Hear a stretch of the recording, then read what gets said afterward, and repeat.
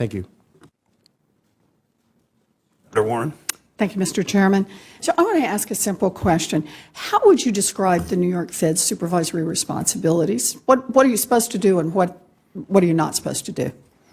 Well, I think of it as the Fed's supervisory responsibilities are mainly about ensuring the safety and soundness of the institutions that we supervise. In other words, that they have sufficient capital, sufficient liquidity, good corporate governance, good risk management systems, that the risk managers are on par with the revenue generators. In other words, they actually have clout in their organizations. Good. That the banks have good culture. Good. So, again, good culture, good. So I just want to break that down a little bit about what safety and soundness means. Are there bank transactions that are perfectly legal, but that could threaten the safety and soundness of a bank or of the broader financial institution? I think that there are financial transactions that could pose reputational risk to the bank, that could damage the bank. And I think I think those type of transactions would need to be evaluated. I'm sorry, need to be evaluated. The question is, are there activities that are perfectly legal, but that could pose a risk under safety and soundness and therefore should be shut down? If the reputational risks were potentially large enough to threaten the integrity of the institution. That was the question, to threaten the safety and soundness. I think it's certainly a possibility. Okay, so illegality is not the test. The test is what threatens the safety and soundness, and it's possible to have an activity that's perfectly legal. I think it's possible. But that threatens the safety and soundness either of the financial institution or of the I think it's possible. Or of the larger financial system. Okay, good. So what about a transaction that does not threaten the safety and soundness of the bank, but is arguably illegal? That is, the Fed would have a credible argument that the transaction is illegal, but the bank might be able to show in court that the transaction is legal. What are the Fed's obligations there? Well, I think if we think a transaction may be illegal, it's appropriate for us to refer it to the enforcement authorities. Okay, so if you think that it's arguably illegal, you think you should go ahead and enforce at that point? Absolutely. Okay.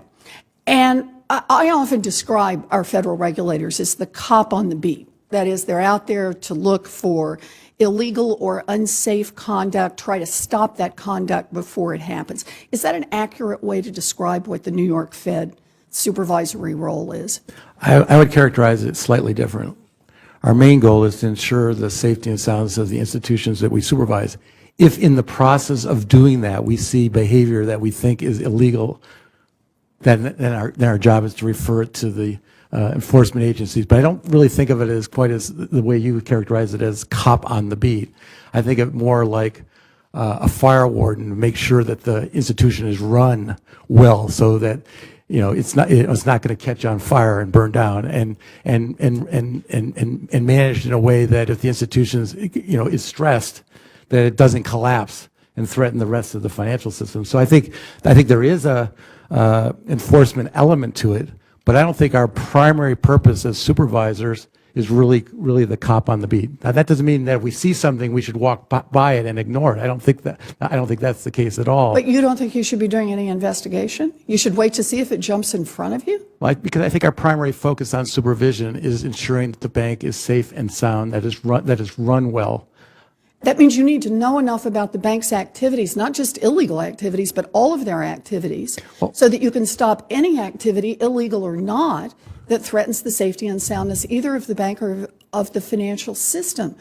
And yet you think you shouldn't be investigating them? But I think I don't understand what the distinction is. Well, I think what you're proposing is something that I think would be very difficult to do in practice, which is us sort of evaluating every transaction that the bank does on a transaction by transaction basis. And I just don't think that's practical.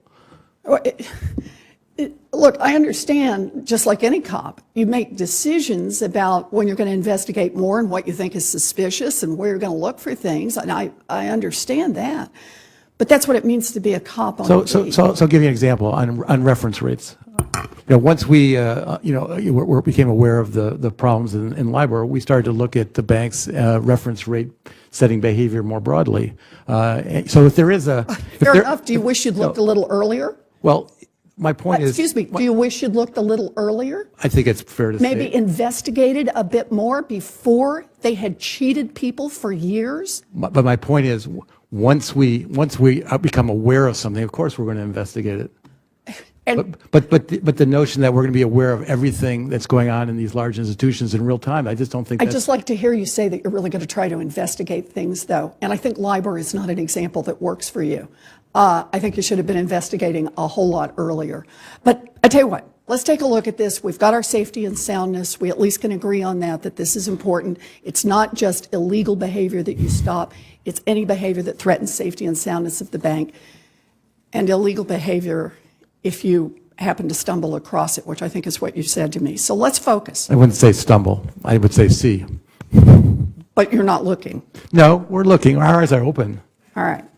So let's take a look at the cases from the Segura recordings. Let's focus on the deal between Goldman Sachs and this Spanish bank, Santander. Michael Silva was the New York Fed's head supervisor assigned to Goldman. And he said he had concerns about the Goldman-Santander deal, but he was reined in, this is his quote, by the New York Fed's general counsel, Tom Baxter. Now, do you think it was appropriate for Mr. Baxter to rein in Mr. Silva? Well, I'm not sure that that's actually what happened. The way I understand it is This is the quote from the person who says he was reined in. Well, that may be the way he was experiencing it at the time, but let me tell you what I think actually happened. That the transaction went to the legal department of the Federal Reserve Bank of New York to be evaluated about whether it was legal or not. And the legal group in the New York Federal Reserve Bank of New York determined that the transaction was legal. Now, Michael may have felt that he was being reined in because he would have liked the transaction to be illegal, so he had a stronger basis. Let's stop right there, Mr. Dudley. The reason we spent all that time talking about safety and soundness is I thought that what we established, and I thought that part we agreed on, is that the test for safety and soundness is not whether or not the activity is legal or illegal. The test is whether or not it might threaten the safety and soundness of the financial institution. And I recall that when we talked about illegal behavior, you said, I think it was just a couple of minutes ago, that it was appropriate for the New York Fed to shut down activities that were arguably illegal. Not to wait until you could prove they were illegal, but that were arguably illegal, even if the institution might be able to defend itself in court, indeed, if it might be able to win in court. I'm pretty sure that was the question I asked, and I'm pretty sure that's what you said yes to. We made a determination that the transaction was legal. So we had eliminated the issue of whether it was illegal or not illegal. We made a determination. Then we went back to the Bank of Spain and asked them what was their view of the transaction. So here's what I don't understand. You're supposed to be supervisors. Right. Did the general counsel have more information than the lead supervisor in this case? Well, I think the legal department has a better sense of what's legal than the lead supervisor. I know, but we're talking about, I think we've been through this, about safety and soundness and about Right. what is arguably illegal. Right. Is there any better information that the general counsel has that was not available to the lead investigator? Who has the most information about the case? The lead investigator? Well, I think the lead investigator probably has the most information about the case, but I think the general counsel and the legal department has a better view on whether the transaction is legal or not. I mean, the key point here is, did the transaction threaten the reputation of Goldman Sachs to threaten its safety and soundness? And the conclusion made by the supervisory team was no, not in this case. Now, Let's be clear. Now, could the it? supervisory could it- team, could it- no, this could- is not what Mr. Silva has been quoted as saying. He said he wanted to investigate more. He said he wanted to go further. He gets reined in, and he gets reined in by general counsel. But I think this goes but back I think to the but I think cultural but I think question we asked earlier, why it is that you're not trying to empower the investigators. But we did investigate. All right. We went to the Bank of Spain. Well, you investigated. The Bank Right, of Spain. So let's talk about that. You Okay. described this deal as, your team identified the deal as shady, right? I think this was the team did. And as Michael Silva, who's the lead examiner here said, the deal with Goldman was, quote, designed to help Santander artificially enhance its capital position. Now, what that means is that this shady deal was clearly intended to help Santander evade the regulations, in this case capital standards, of the European Banking Authority. That was the intent of the deal. Once you knew about this plan, did your team contact the European Banking Authority to let them know what Santander and Goldman were up to? I don't know the answer to that. We did contact the Bank of Spain to that was not my question, whether or not you contacted the Bank of Spain that was trying to evade capital standards. My question is, did you contact your counterparts on the regulatory side? I don't know the answer to that, Senator. Is there any evidence that you ever got in touch with them? I just don't know the answer to that question. You know, I don't understand my point why is, this wouldn't be a priority. You come across a deal where two parties the transaction are was not a together. secret. It was disclosed. It wasn't a secret. It wasn't like this transaction was held in the, it was in the dark. It was publicly disclosed. What was not disclosed about this transaction is the capital standard and what the intent of this deal was. And that was to help Santander evade its capital standard. In other words, to help it evade its regulator. That's the European Banking Authority, and apparently you didn't inform them about what they were up to.